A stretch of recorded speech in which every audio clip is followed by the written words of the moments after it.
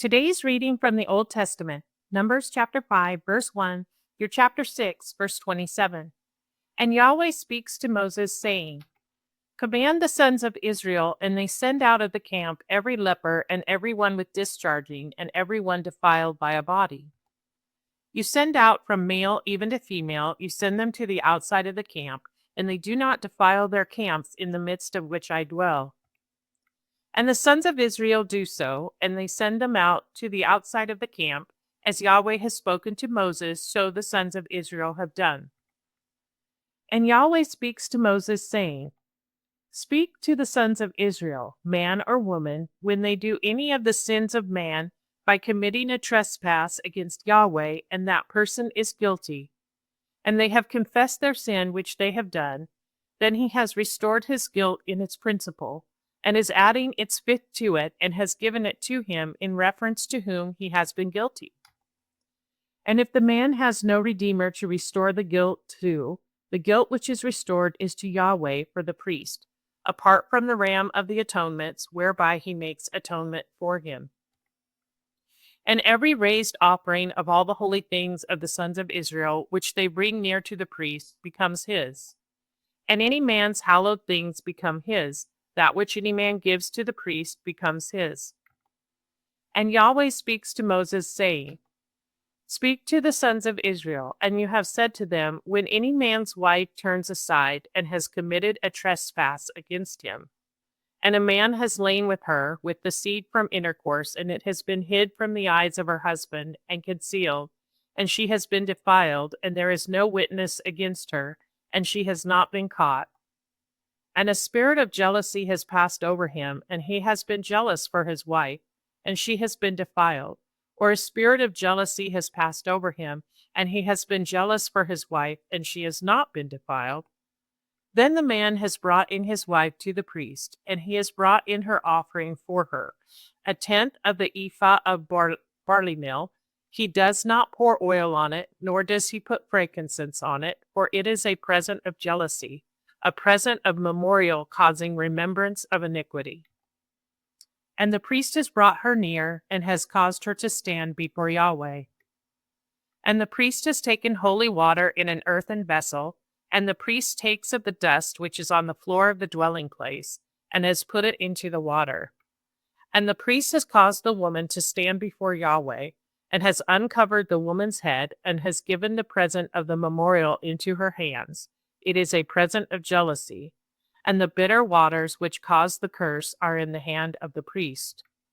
And the priest has caused her to swear, and has said to the woman, If no man has lain with you, and if you have not turned aside to uncleanness under your husband, be free from these bitter waters which cause the curse.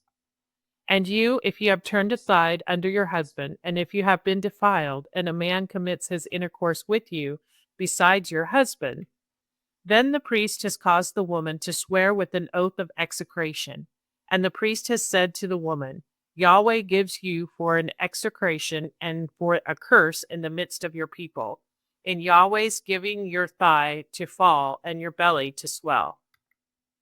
And these waters which cause the curse have gone into your bowels to cause the belly to swell and the thigh to fall. And the woman has said, Amen, Amen.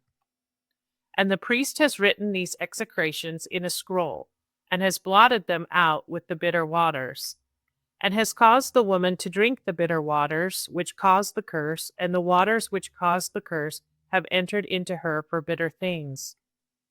And the priest has taken the present of jealousy out of the hand of the woman, and has weighed the present before Yahweh, and has brought it near to the altar. And the priest has taken a handful of the present, its memorial, and has made incense on the altar, and afterward causes the woman to drink the water. Indeed, he has caused her to drink the water, and it has come to pass, if she has been defiled, and commits a trespass against her husband, that the waters which caused the curse have gone into her for bitter things, and her belly has swelled, and her thigh has fallen, and the woman has become an execration in the midst of her people. And if the woman has not been defiled and is clean, then she has been acquitted, and has been sown with seed. This is the law of jealousies when a wife turns aside under her husband and has been defiled. Or when a spirit of jealousy passes over a man and he has been jealous of his wife, then he has caused the woman to stand before Yahweh, and the priest has done to her all this law. And the man has been acquitted from iniquity, and that woman bears her iniquity. And Yahweh speaks to Moses, saying, Speak to the sons of Israel, and you have said to them, when a man or woman does extraordinarily by vowing a vow of a Nazarite to be separate to Yahweh, he keeps separate from wine and strong drink. He does not drink vinegar of wine and vinegar of strong drink, and he does not drink any juice of grapes, and he does not eat moist or dry grapes. All the days of his separation he does not eat of anything which is made of the wine vine, from kernels even to husk. All the days of the vow of his separation a razor does not pass over his head. He is holy until the fullness of the days in which he separates himself to Yahweh. The upper part of the hair of his head has grown up. All the days of his keeping separate to Yahweh he does not go near a dead person. For his father, or for his mother, for his brother, or for his sister, he does not become unclean for them at their death, for the separation of his God is on his head. All the days of his separation he is holy to Yahweh. And when the dead dies beside him in an instant, suddenly, and he has defiled the head of his separation, then he has shaved his head in the day of his cleansing. On the 7th day he shaves it. And on the 8th day he brings in 2 turtle doves or 2 young pigeons to the priest to the opening of the tent of meeting. And the priest has prepared one for a sin offering and one for a burnt offering, and has made atonement for him because of which he has sinned by the body, and he has hallowed his head on that day. And he has separated to Yahweh the days of his separation, and he has brought in a lamb, a son of a year, for a guilt offering. And the former days are fallen, for his separation has been defiled. And this is the law of the Nazarite. In the day of the fullness of the days of his separation, he is brought to the opening of the tent of meeting. And he has brought his offering near to Yahweh, 1 male lamb, a son of a year, a perfect one, for a burnt offering, and 1 female lamb, a daughter of a year, a perfect one, for a sin offering, and 1 ram, a perfect one, for peace offerings.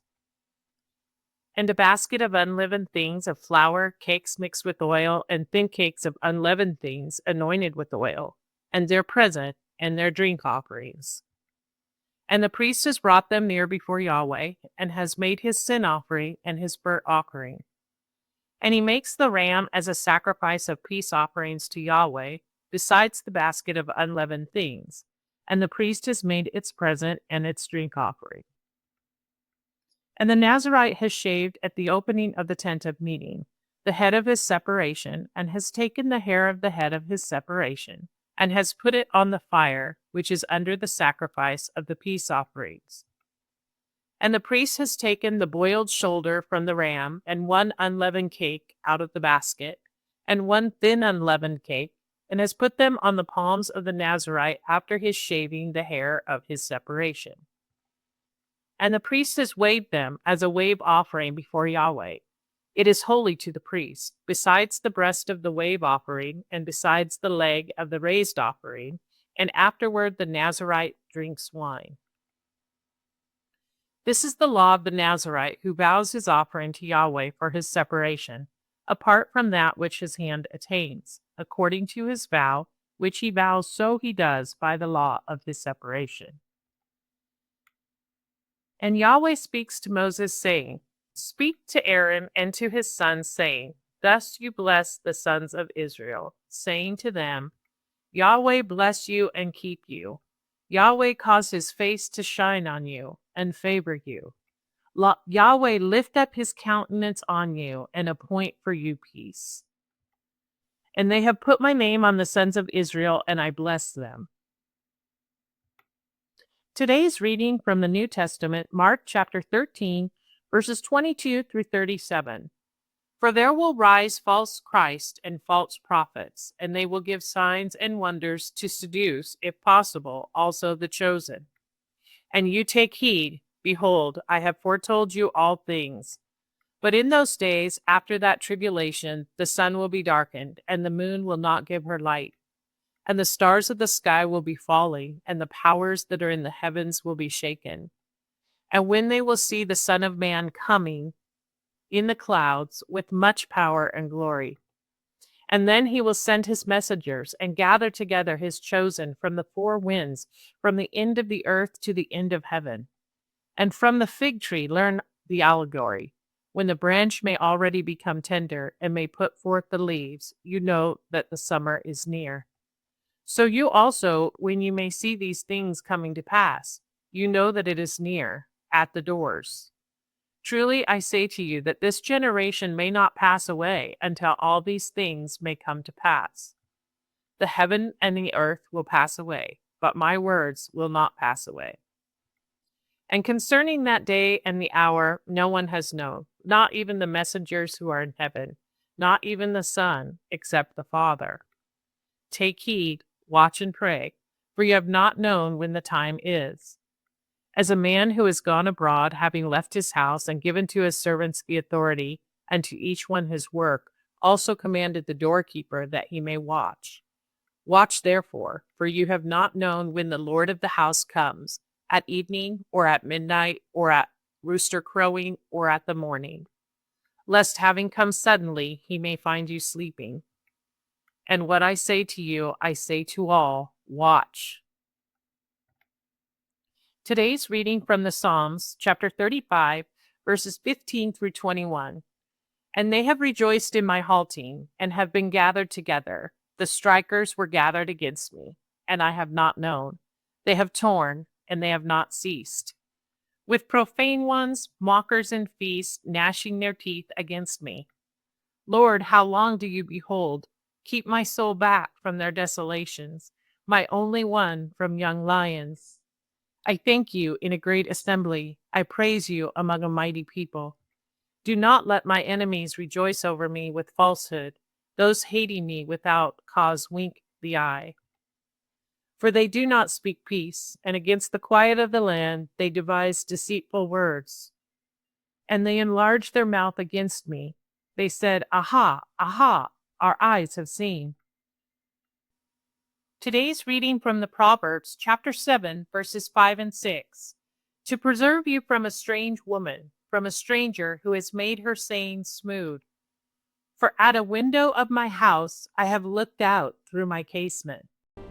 Yahweh bless you and keep you. Yahweh cause his face to shine on you and favor you. Do not let my enemies rejoice over me with falsehood. And against the quiet of the land they devise deceitful words. To preserve you from a strange woman, from a stranger who has made her saying smooth. For at a window of my house I have looked out through my casement.